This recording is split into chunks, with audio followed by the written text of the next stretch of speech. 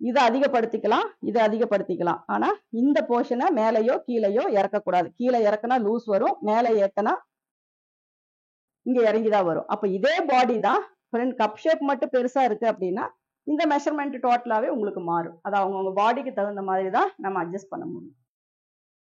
இப்ப இதுல சொல்லுங்க, இந்த டாட் வந்து கீழே இறங்கி இது வருது, இறங்கி வருதுங்களா? கீழே இறங்கி வருது மேம். இந்த ஆமாங்க மிட் மேம். பாயிண்ட்க்கு நேரா தானே வரும் உங்களுக்கு. சப்போஸ் அங்க உங்களுக்கு வரலைங்க கப் மேம். இறங்கி இருந்தாலும் அது மிட் பாயிண்ட்க்கு நேரா தான் வரும். மேடம் இந்த ஃபர்ஸ்ட் ஹூக்கு கிட்ட ஸ்லாண்டிங்கா லைட் கட்டிங் பண்ணுவோம்ல மேடம், அது வந்து எந்த மாதிரியான கட்டிங்க்கு நம்ம ஸ்லாண்டிங் கொடுக்கலாம், எதுக்கு கொடுக்க வேண்டாங்க மேடம்? ஓ ஷோல்டர் 1 இன்ச்ன்றதால இது broad-ஆ அழகா உட்காருதுங்க. ஆமா ஆமா ஆமா ஷோல்டர் வந்து 1 இன்ச். அதனால அந்த ஷோல்டர் கணக்கு பண்ணி தான் 1.25 கொடுக்குறோம். 1.25 கொடுத்து அது கொடுத்து செஸ்ட் ரவுண்ட் கரெக்டா கொடுத்து ஆர்ம் ஹோல் ரவுண்ட் கரெக்டா கொடுத்தீங்க அப்படின்னா தான் உங்களுக்கு கரெக்டா உட்காரும். அதே மாதிரிதான் ஆர்ம் ஹோல்லையுமே 1/4 இன்ச் அப்படிங்கிறது இடுப்பு லென்த், கை லென்த் இதுக்கு மட்டும் யூஸ் பண்ணிக்கலாம். மற்றது எதுக்குமே அந்த 1/4 இன்ச்சை வந்து நம்ம இம்பார்ட்டன்ஸ் கொடுக்க தேவையில்லை.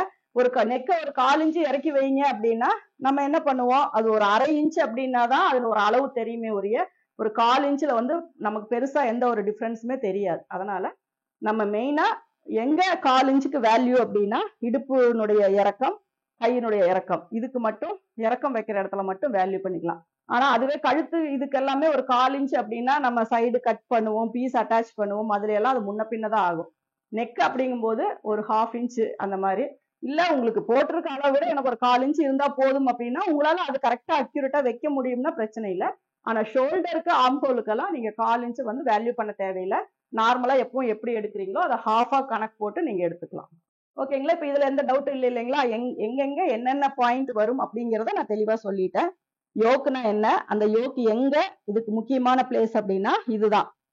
இதை அதிகப்படுத்திக்கலாம், இதை அதிகப்படுத்திக்கலாம். ஆனா இந்த போர்ஷனை மேலேயோ கீழேயோ இறக்கக்கூடாது. கீழே இறக்குனா லூஸ் வரும், மேலே ஏத்தனா டைட் வரும், கப்பு வந்து வெட்டும்.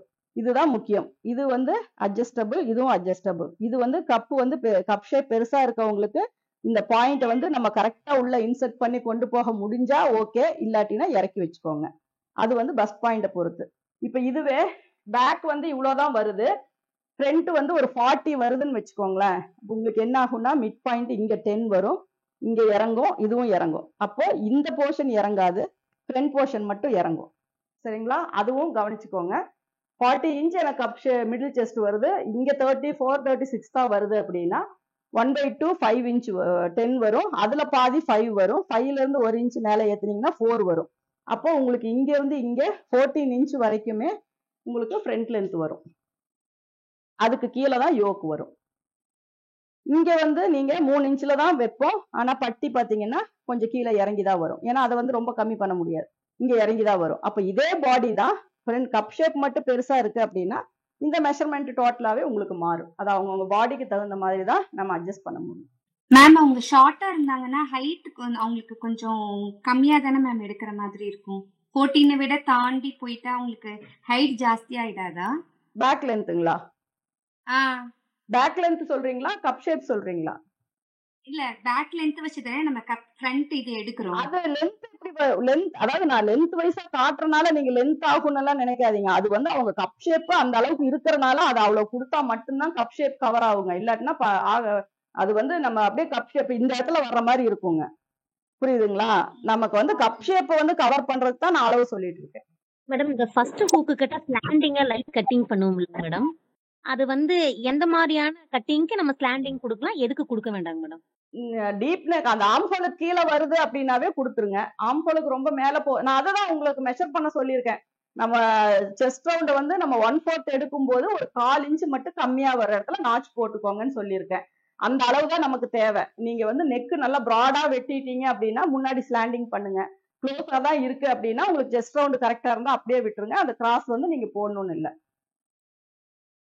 ஏன்னா செஸ்ட் ரவுண்ட் வந்து மெயின், அதை வந்து நம்ம இழுத்துற கூடாது. சரிங்களா மேம்? இந்த மிடில் செஸ்ட் வந்து 40 இருக்குல்ல மேம், அது வந்து 5 இன்ச் வைக்கும்போது 5 ஆஃபா வைக்கும்போது அந்த மிடில் வந்து கொஞ்சம் ரொம்ப கீழே இறங்கி வருது மேம். அதுக்கு என்ன மேம் பண்ணணும்?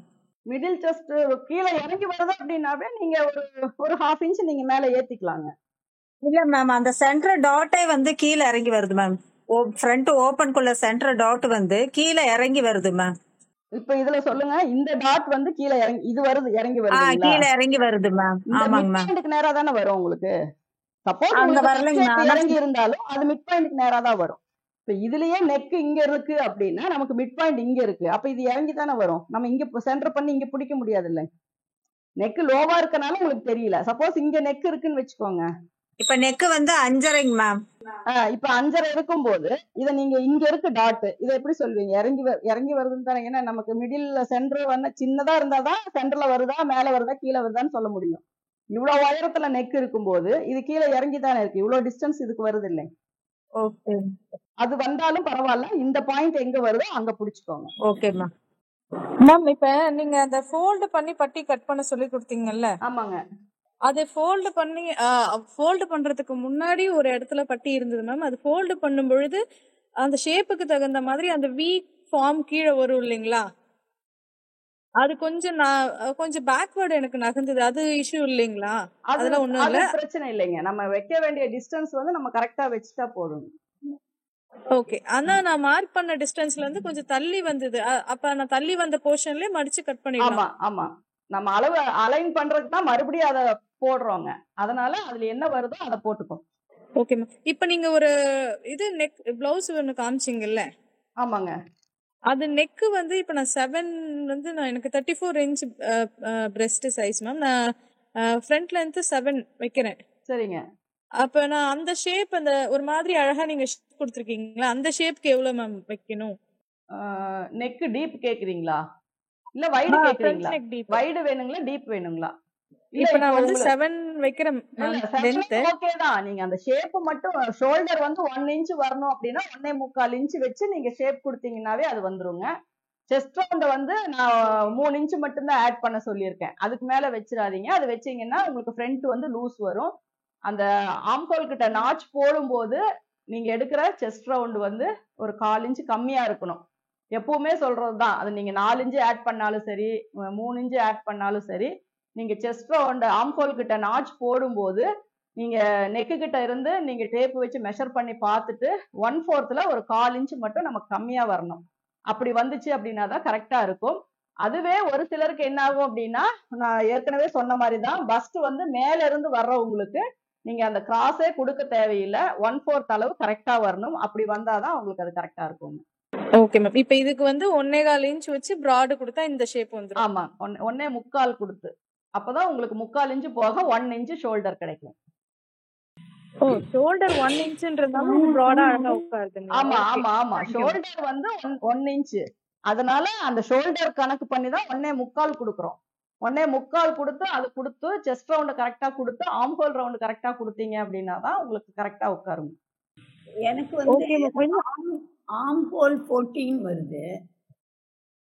பட் ஆனா அந்த அப்பர் ஆம் ரவுண்ட் 11 தான் இருக்கு, 11 தான் இருக்கு. அடிக்கை எடுக்கிற அந்த சுற்றளவு வந்து உங்களுக்கு 11 வருதுங்கிறீங்க. 11 தான், அதான் ரொம்ப மெல்லிசா இருக்கிறதுனால கை. அப்போ என்ன பண்ணணும்னா நீங்க ஆம்ல இருந்து பெண்ட் ஸ்கேல் வச்சு நீங்க லைன் போட்டுக்கோங்க. நீங்க ஆம்ஹோல் ரவுண்ட் எதுவுமே பண்ண தேவையில்லை. நீங்க ஸ்டிச் போடும்போது மட்டும் அந்த லைட்டா பெண்டு கொடுத்து போட்டீங்க அப்படின்னாதான் அந்த கீழே வந்து கை கிட்ட வந்து துணி சுருக்கம் வராம இருக்கும். எப்போதும் சுருக்கம் வருது, அதனால அதை மட்டும் நீங்க லைன் மட்டும் கரெக்டா போட்டீங்கன்னா போதும். இப்ப நான் இது வந்து பேக் ஃப்ரண்ட் எல்லாமே கட் பண்றேன், நீங்க பாருங்க. நான் முடிச்சிட்டு டவுட் கேட்கும்போது உங்களுக்கு சொல்லுங்க. மேடம் எனக்கு வந்து இப்போ மிடில் செஸ்ட் வந்து 35, அப்புறம் வேஸ்ட் ரவுண்ட் வந்து 32. அதுல வந்து மைனஸ் பண்ணா 3 வருது. அதை 4 டிவைட் பண்ணா 75 பாயிண்ட் வருது. அதுதான் வந்து சென்டர் டாட் பிடிக்கணுமா எனக்கு? அந்த அளவு நீங்க சைடுல எக்ஸஸா கொடுத்துக்கோங்க. சென்டர்ல வரும்போது அது டபுளா தான் வரும். நீங்க சைடுல எக்ஸ்ட்ரா கொடுக்கறத அந்த அளவு கொடுத்துக்கோங்க. சரி, ஓகே மேம். யூஸ்வலா எப்பவும் போல 7.5 இன்ச்சு பிளஸ் 1 இன்ச்சு 8.5, 1.5 இன்ச்சு இங்க டாட்டுக்காக கொடுத்துருக்கேன். சும்மா லைட்டா ஒரு 1/4 இன்ச்சு மட்டும் ஸ்லாண்டிங் கொடுத்துருக்கேன். நம்ம இந்த ஷேப் மாத்துறது வந்து இங்க இருந்து தான் நம்ம மாத்தணும். அதனால லாஸ்ட் பாயிண்ட்டை மட்டும் நீங்க கரெக்ட் பண்ணிக்கோங்க. ஏன்னா இங்க இருந்து ஸ்லாண்டிங் கொண்டு போயிட்டீங்கன்னா டாட் வந்து அன்ஈவனா வரும். அதனால டாட் பாயிண்ட் தள்ளி தான் நீங்க அந்த இதை கொண்டு வரணும். அதுக்கப்புறம் 14 இன்ச்சஸ் ப்ளஸ் அரை இன்ச் அப்படிங்கிறது எனக்கு லென்த்து. லைனிங் இல்லாத கீழே கொஞ்சம் இடம் விடணும் இல்லையா? ஆமாங்க. அந்த இப்போ ஒரு ஸ்லாண்டிங் லைன் ஒன்று இது பண்ணிருக்கீங்கல்ல, ஆமா. அது வந்து கொஞ்சம் பாடி ஸ்லிம்மா இருக்கு, உங்களுக்கு வேணாம்ல? வேண்டாம். அதெல்லாம் நேத்து சொன்ன அதே ப்ரொசீஜர் தாங்க. அதுல நான் வந்து இப்ப ஃப்ரண்ட்டுக்காக இது பேக் கட் பண்றேன், அவ்வளவுதான்.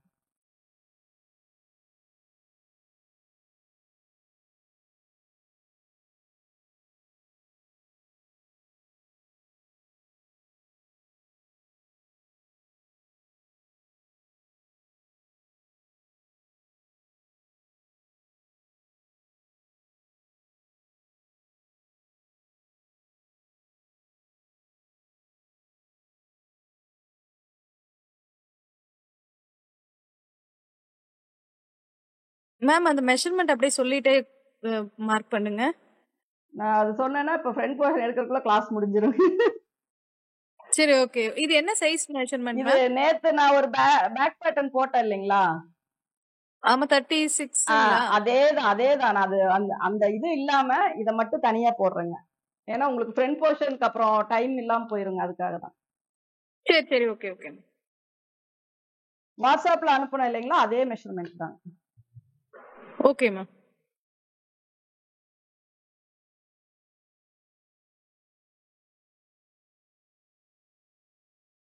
இது எல்லாமே நேத்து நான் உங்களுக்கு சொன்ன அதே ப்ரொசீஜர் தான். இதுல எந்த இதுவும் இல்ல. அது வேண்டாம், அதுல நிறைய மெஷர்மெண்ட் இருக்கனால கன்ஃபியூஸ். இங்க அரை இன்ச்சஸ் தெரியறதுக்காக தான் நான் இப்ப அதிகப்படுத்தி போட்டிருக்கேன். எனக்கு 8 இன்ச் வந்தா போதும். இப்போ ஷோல்டர் வேணும் அப்படின்னா நான் 3.25 கொடுத்துருக்கேன். இதுல பாத்தீங்கன்னா எனக்கு 3.5 இன்ச்சு ஷோல்டர் வருங்க. இது வரைக்கும் கொண்டு வந்துட்டு அதுக்கப்புறம் நீங்க கிராஸ் பண்ணிக்கோங்க. இந்த மிட் பாயிண்ட்ல நாட்ச் போட்டுக்கோங்க.